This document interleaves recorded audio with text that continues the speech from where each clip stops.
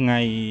ទី8ខែ11ឆ្នាំ2025ថ្ងៃនេះគេហៅថ្ងៃម្សាញ់មាសដកមកជាមួយនឹងម្សាញ់ហៅថាថ្ងៃពោះមាសហើយចំពោះហែងខ្លាំងនេះក្នុងនេះបញ្ជាក់មានរកាហើយនឹងឆ្លូវក្នុងតួឫស្សីក្នុងតួនោះមានថាក្នុងតារាងឫស្សីតែមួយបើយើងយកថ្ងៃខែឆ្នាំកំណើតមកកណនីចឹងទៅព្រោះម្សាញ់ហើយនឹងរកាហើយនឹងឆ្លូវហ្នឹងជាសត្វត្រៃហធាតុមាសចឹងបើសិនជាមានម្សាញ់ហើយរកា